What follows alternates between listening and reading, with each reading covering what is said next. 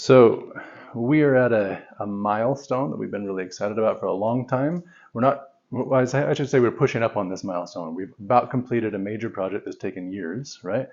We've got a few last puzzle pieces to fit together, but the majority of them are really fitting together already. So what we want to do is try to give us some background information of what the major project is, what are we trying to do, and then an overview of where we're at so far. So what we're trying to do is make sense of any universe. That's our starting point, right? In general, we want to eventually make sense of exactly the universe we have. But to start, let's just imagine that we didn't have a universe. Or imagine somehow we can conceive this domain. There's no universe. There's no properties in existence. So we're going to allow an infinite void filled with random noise. So there's waves going all through this void, the small waves to big waves, and they're intersecting and going past. But whatever occurs in this infinite void doesn't persist. It doesn't repeat. It's not there again when you look later at the same point. Okay? So there are no persistent elements, no persistent properties that are in this infinite random universe to point to. Most importantly, there are no bases, right?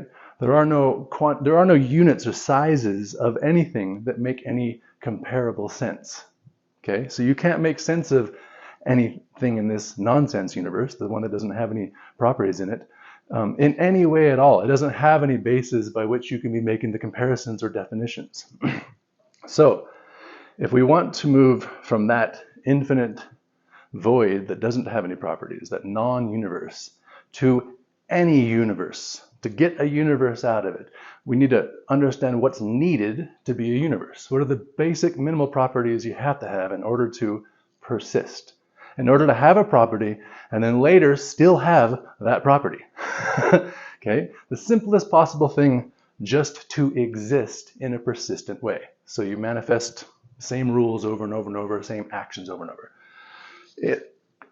One of the first things you would need is you would need those waves to come together in just the right way so that when they perform a loop, they're back in the position they were before at some point. So the things have to be persistently existing. So they have to be looping up somewhere, right? Things have to break up into pieces, and these waves have to force the domain to break up into pieces of different sizes perhaps, but they have to break up into pieces that are rotating about. And when that rotation is complete, it looks just like it did when it started the rotation, so it goes again. Okay, so the whole system has to divide, break up into a construction that's self-persistent. Literally the parts that we're breaking the system into become the logic that maintain the system. Okay, now first step is we need that infinite void to take on a finite distortion that wraps back on itself. Somewhere in the infinite void there's going to be a finite region.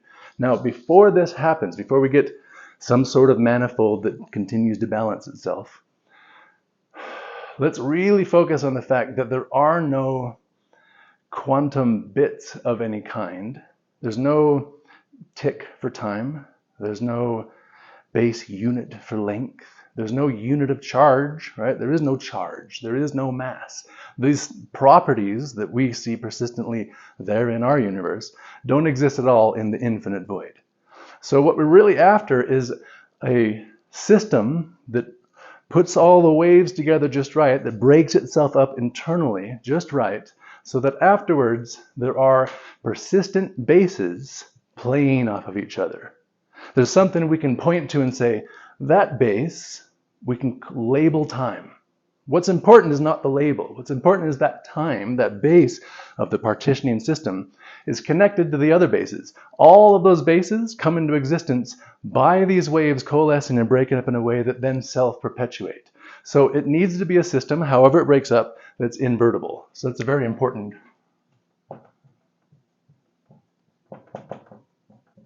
So it needs to be an invertible system. Okay, what does that mean? Its parts are coming together to turn the whole structure inside out, and then continues in right side in and inside out, right? And this is where the cyclic nature comes from inverting the structure over and over. All the boundaries that come together are pushing against each other to twist the system inside out, and does this over and over.